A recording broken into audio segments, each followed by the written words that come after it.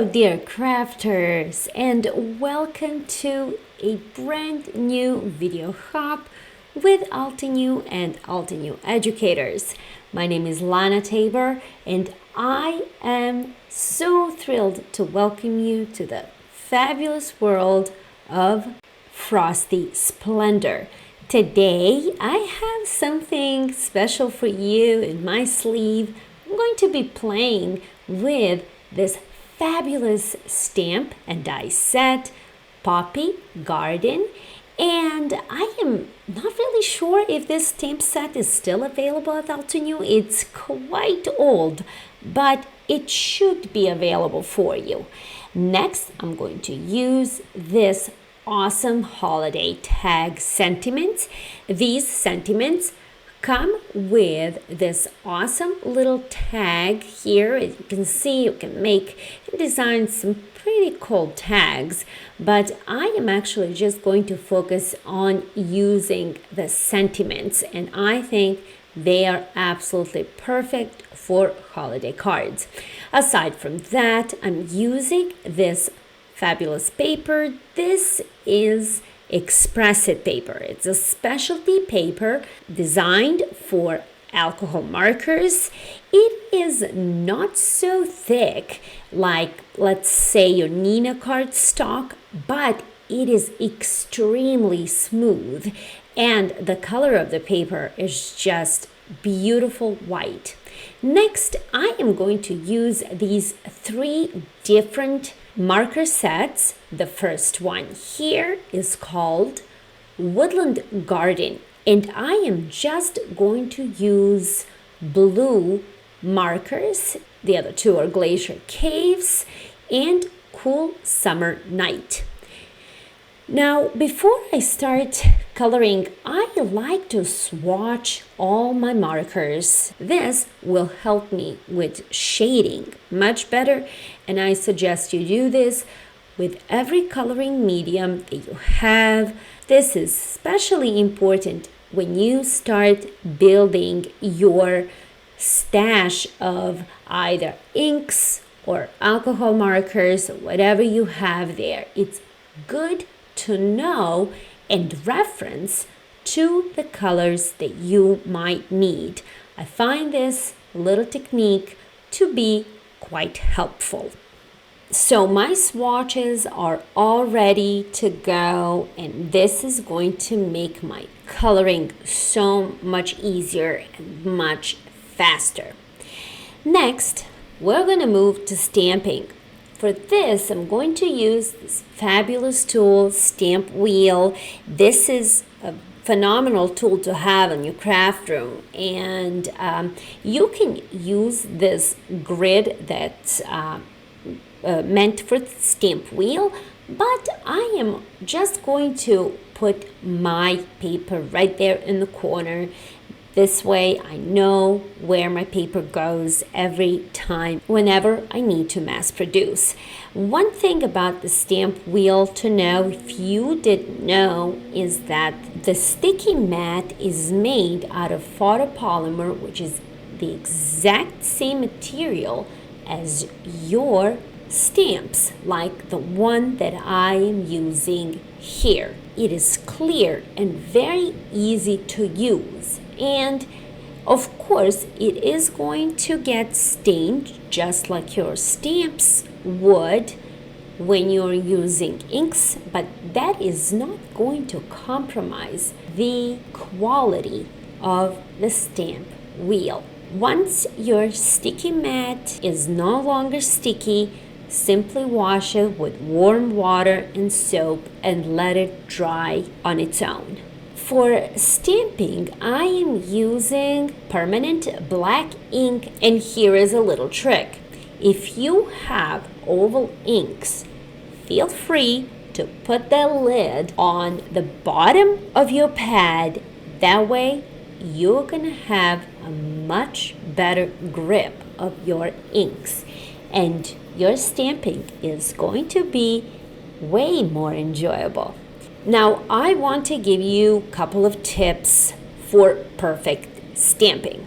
Tip number one: when stamping, make sure to cover your stamps completely with ink.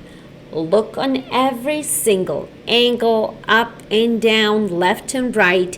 Make sure that your stamps are saturated with ink, but please do not press hard with that ink. You will end up having too much ink on your stamps and your prints are not going to be as crisp. Tip number 2, when you are stamping, do not press hard on that stamp block or stamp positioner. Otherwise, your images are going to end up very splotchy, and you don't want that.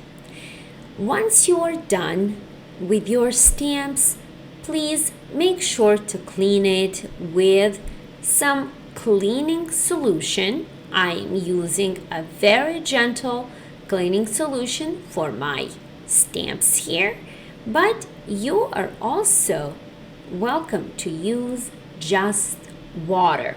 Also, make sure to clean your stamp wheel and everything around it, and put everything away before you move to the next step. And here is the next step, and that is coloring. I'm going to grab my color swatches here and refer to them as I go. Now, as you can see, I created several of these coloring pages, if you would. And these are so good to have on hand. They are perfect to take on long flights with you. Trust me, having your crafting supplies with you at that particular moment would make your flying much more enjoyable.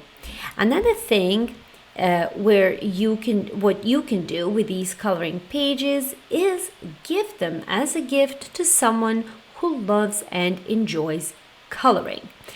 Get them a nice set of alcohol markers from Altenew, and that would make a fabulous Christmas gift. Now, what is it that I am actually doing here? So when it comes to coloring with alcohol markers or pretty much any coloring medium, you really have to be patient. Coloring is not something that you can just put some color on there and be done. It requires a little bit of work, I should say. That is, if you really want to achieve that depth. So what do I mean by that? You have to go pretty much a lot back and forth between lightest, darkest color, and keep adding that shading to your images slowly and gradually, and make sure to blend those colors with a medium color so all those colors can get combined together and you will get that smooth and beautiful blending as you go along. So let me demonstrate this from a much closer look. So I am using markers from the Woodland Garden set, and to get that realistic look, I am starting off with the darkest color. Now, it is very important to keep in mind what type of paper you are going to use. Again, this paper that I'm using is called expressive paper, and it's meant for alcohol markers. So you might not get this smooth look with other papers. So please keep that in mind. Next, I started off with R916, that is the darkest color in the bunch, and I am just adding that pigment nice and slowly where my petals are overlapping, and also where they're naturally curving or where they're bent. Next, I am using R912, that is the second darkest color, and again, I'm just adding a little bit of that shade where the petal is actually curved and going over with R916 just to add that deeper shading. Now I'm going back to R912. As you can see, there's a lot of back and forth. That's what you want to do. This is R912, and it is the light, very light color. And I decided to go over with the lightest color of the bunch, and that is R910. And at this point, I really wasn't happy with the way my petal looked. That is okay. This is why we're going back and forth, adding more of that pigment, making sure that the colors blend nice and smooth. Now, what I'm going to do here is going back to the original coloring. So I started off with the darkest color again, that is R916, adding shading where the petals are overlapping again. Then I'm going with R914, adding that coloring, as you can see, just filling it in. Next, I'm gonna go with R912, and at the very end, I'm gonna add R910 to highlight the beautiful depths of that petal. And that is how it's done. And here it is. All my flowers are nicely colored and cut. And let me show you how they turned out. They all have these different shades of blue. I just absolutely love them. I love how they look. And as you can see, with just a little bit more effort, you can get your flowers to look as beautiful and as realistic as possible. Next, I pre-cut my cardstock here to 5x5, and I'm using this fabulous Altenew Crystal Wall 3D embossing folder. This folder is one of my favorite folders, and I actually use this thing quite often. Before I put this cardstock through the die cutting machine, I'm going to mist it with a little bit of water. Yes, this is advisable to do. That way your paper will not crack. And trust me, a little bit of mist is not going to damage your cardstock. It's just really going to soften the fibers of your paper and make it a little bit more flexible. Just spread that water all over the paper and put it into the embossing folder and through the die cutting machine. And take a look at these results. Just absolutely perfect. There's no cracks anywhere. Looks just perfect, like a bought piece of cardstock. And you would think we're almost to the assembly. Well, let me tell you, not quite. Next, I'm going to get all of these die cut pieces, and since I am using black cardstock, I personally do not like when that white halo is showing, so I am using this Altenew marker. This is jet black, and I am going to color these nice edges here, just color them black, and that is going to allow my beautiful colored flowers to blend into the background. I am going to color all of these flowers off camera next, and I'll be back in just a second, your time. And look how beautiful these flowers look against that black background. This is exactly what I was trying to achieve. I want my flowers to completely blend into the background without actually having that white halo all over them. Now, before I move into assembling my card, I'm going to create a sentiment. For this, I'm going to need my stamp wheel, and I am using holiday tag sentiments. This is again such a cool sentiment set, and honestly, there's some very cool sentiments here that don't necessarily scream holidays.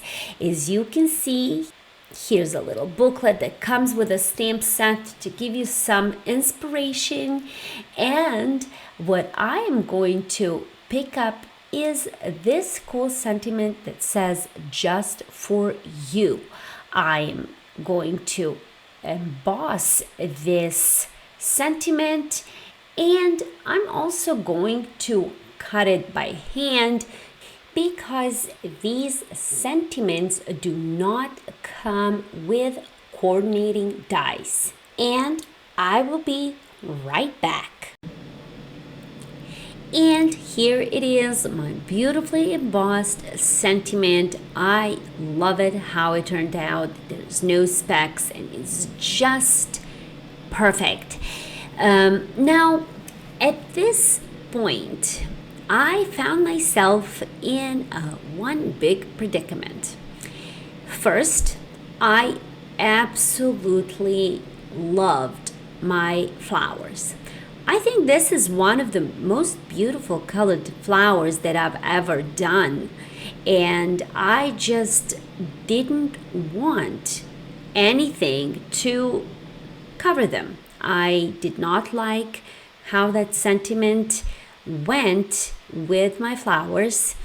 I did not like that it would color some of my flowers, so I just kept playing with arrangements, putting it on and putting it off.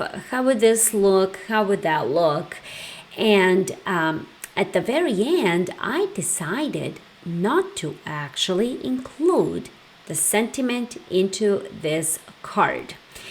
One thing that I have to admit here, and honestly, this was a great experiment, and this is my advice to you, or maybe more of an input, I should say, from my experiment. I wanted to actually try something different, something new, and something modern to see if I could create a little twist on a holiday card. Now, we are all very used to traditional colors of red, green, and white. And honestly, let me tell you, that is for a good reason.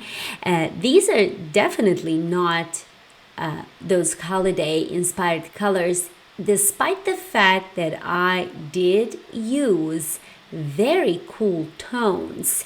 But having that black background completely took off that feeling of that wintry kind of cool and holiday vibe.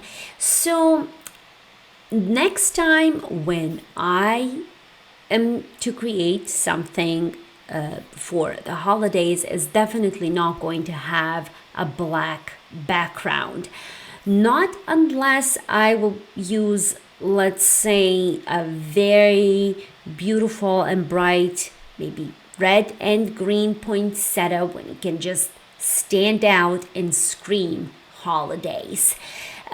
So my personal opinion is not to use blacks unless you are creating New Year's Eve, perhaps, card. That could work. But this black color and these blue flowers pretty much created almost like a casual card. That is the vibe that I am getting. Now, I'm not sure how you feel about this. Perhaps you will like it, but to me, honestly, this just screams more of a casual card, maybe a sympathy card, or perhaps even just a birthday card, or pretty much any occasion. But no doubt about it, I really like how this card turned out. Now, I did not want to waste my sentiment, and I still had some of the colored flowers left over, so I decided to create a bonus card. I did the exact same technique. I dry embossed the card panel, and I created a mini slimline card that is going to be a little bit more subtle than this card. And here they are, my beauties, next to each other. I absolutely love how these cards turned out, but they really do not scream holiday. And that is okay. I think I am still very happy with the outcome of this project. I hope you enjoyed this video. I hope there were some good tips and tricks here that you learned, and I hope you liked it. I would like to take this opportunity to thank Altenew for organizing this hop, and of course, thank you for being here and supporting my channel, and also supporting each and every one of Altenew educators. If you found this video helpful, please give it a thumbs up, and please subscribe to my channel if you haven't already. And do not forget to hop along and leave a comment on each stop, because Altenew will be giving away some awesome prizes. Again, my name is Lana Tabor. Thank you so much for spending your time with me, and I will see you soon with something new. Bye-bye.